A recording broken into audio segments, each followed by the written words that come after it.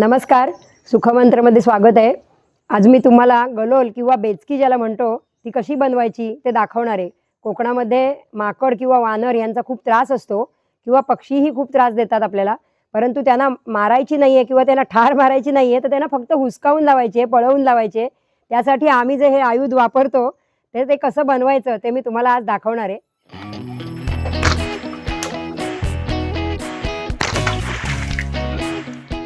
आपण इथे आज बेचकी किंवा गलोल म्हणतो आपण ज्याला, ती बनवणार आहोत।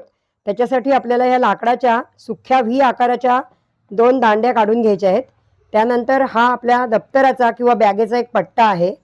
हे रबर आहेत त्यासाठी लागणारे। एक कात्री आपल्याला लागू शकते कापण्यासाठी किंवा हा चाकू घेतलाय मी इथे। आणि हा बंद आहे जो प्लास्टिकचा, हा प्लास्टिकचा बंद घेतलाय, तर तुम्ही इथे सुतळ पण घेऊ शकता किंवा प्लास्टिकचा बंद। यासाठी आपल्याला आता हे लाकूड लागणार आहे जे व्ही शेपचं आहे। तर तुम्हाला जर चांगल्या प्रकारचं लाकूड म्हणजे जंगली लाकूड मिळालं तर तुम्ही शक्यतो करून जंगली लाकूडच घ्यायचं आहे आपल्याला। आमच्या इकडे आम्ही सागवान वगैरे किंवा किंजळ ऐन यासारखं लाकूड याच्यासाठी वापरतो, कारण ही जी बेचकी आहे जी आपण बनवतो तर ती आपल्याला थ्रो करण्यासाठी, मारण्यासाठी आपल्याला दोन्ही या बोटांमध्ये अशी घट्ट पकडायला लागते। तर ती पकडत असताना अशी पकडल्यानंतर तर त्या घट्ट पकडीमध्ये धरल्यानंतर इथे मध्ये ती ब्रेक होऊ शकते किंवा तुटू शकते। तर मग त्याच्यासाठी आपल्याला हे लाकूड चांगल्या क्वालिटीचं घेणं एकदम इम्पॉर्टंट आहे। या इथे आपण जे लाकूड घेतोय त्याच्याऐवजी तुम्ही अशा टाईपची व्ही जरी करून वेल्डिंगची जरी घेतलीत नवीन प्रकार म्हणून किंवा गोल पायपाची जरी करून घेतलीत तरी पण चालण्यासारखी आहे। पण शेवटी लाकूड ते लाकूड आहे, ह्याला हाताला धरायला जो एक चांगला ग्रिप येतो तर तो येतोच ह्याच्यामुळे। तर ती तशी तुम्ही घ्या। साध्या फालतूच्या एकदम जास्वंद वगैरे तत्सम कोणत्या तरी साध्या झाडाची घेऊ नका, जेणेकरून ती इथे तुटेल। ती घट्ट धरण्यासाठी तिला चांगल्या प्रकारचं झाड असणं महत्त्वाचं आहे। या इथे बघू शकता अशी खालपर्यंत फांदी आहे जी ती तुम्ही ठेवलात तरी पण चालते। इथे एकदमच व्ही आकार येईल अशा प्रकारे कापलात तरी पण चालते। तर अशा प्रकारची आपण घ्यायची आहे फांदी कापूनी, आणि ही ओली वापरायची नाही आहे आपल्याला, कारण ही ओली पण तुटू शकते। बेचकी पूर्ण तयार होते आणि ज्यावेळेला आपण थ्रो करायला जातो त्यावेळेलाच इथे धरल्यानंतर बेचकी तुटते। तर तसं करू नका, ही जरा वाळायला ठेवायची। चांगल्यापैकी वाळल्यानंतर आपल्याला त्याची बेचकी बनवायची आहे। त्यासाठी आपण हे आता रबरही वापरणार आहोत इथे बेचकीसाठी। तर या रबरांमध्ये प्रकार असतात, तर मी हे बारीक रबर वापरते आहे, कारण की ताणण्याची जी क्षमता आहे इथली तर आपल्या प्रत्येकाच्या ताकदीनुसार तुम्ही ते घेऊ शकता। कारण की हे अंगठ्यासारखे जाड रबर पण मिळतात, भरपूर जाडे असतात। ज्याप्रमाणे रबर असतील त्याप्रमाणे त्याची किंमत असते। हे साधारणपणे आमच्या इथून मी आणलेत मार्केटमधून, तर ह्याची किंमत साधारणपणे आता 70 रुपये आहे आमच्याकडे। म्हणजे हा एक रबर 35 रुपयाला आमच्याकडे मिळतो। तर ह्या हिशोबामध्ये जर रबर जाड असतील तर त्याची किंमत त्याप्रमाणे असते। तुम्हाला जशी क्षमता असेल त्याप्रमाणे तुम्ही जाड किंवा बारीक रबर घ्या।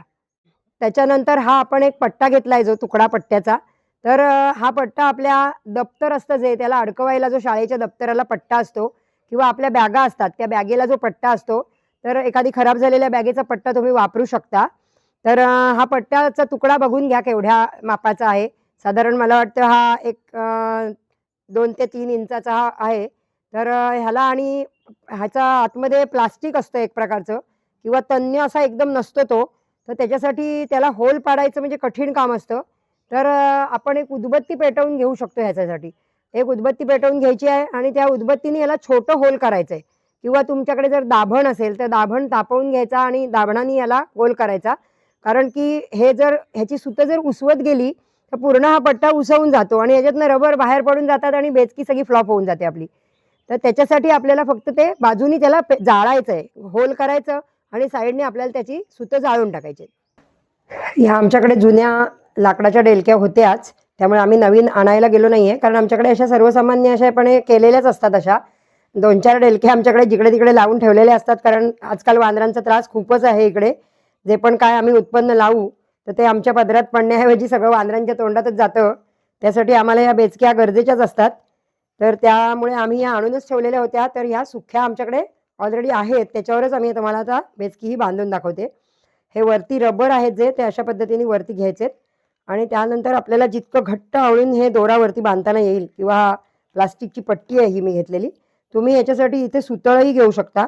पण ह्याला घट्ट बांधणं हे एकदमच इम्पॉर्टंट आहे, की खूपच घट्ट बांधायचं आहे। रबर असा ओढून घ्यायचा आहे परत थोडासा, आणि मग त्याला घट्ट घट्ट हे असं आवळत पुढे जायचं आहे आपल्याला।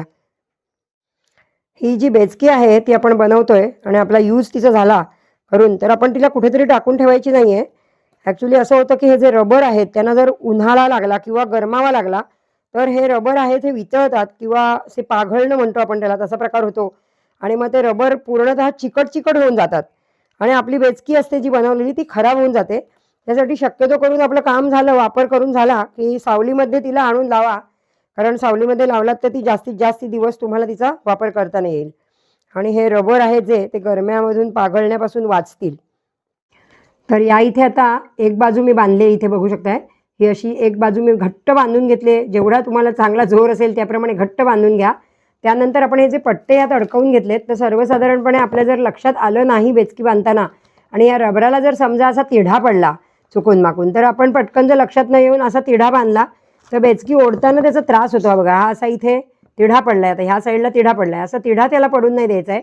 आणि हे जे पट्टामध्ये आपण घातला आहे तर हा पट्ट्याला पण तिढा पडून नाही द्यायचा आहे. म्हणजे आता हा पट्टा आहे तर तुम्ही बांधताना जर असा पटकन फिरवलात आणि असा बांधला गेला तर मग ती बेचकी व्यवस्थित होतच नाही.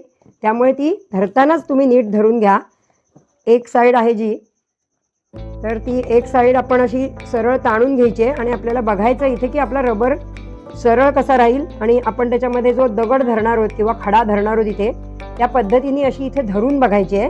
हे दोन्ही रबर सारखे करून घ्यायचे आपल्याला परत इथे आणि अशी आपण दगड ताणून बघायचा असा की दगड घेतल्यानंतर बेचकी सरळ आपली राहील की नाही.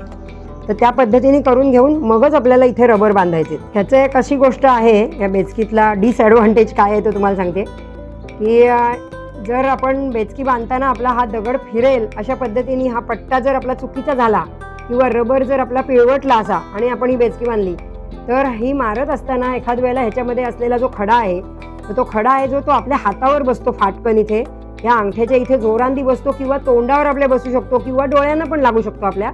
त्यासाठी हे रबर आहे ते सरळ ठेवणं एकदम महत्त्वाचं आहे आणि हा पट्टा पण सरळ ठेवणं एकदमच महत्त्वाचं आहे. त्यामुळे बांधताना खूपच काळजी घेऊन बांधा.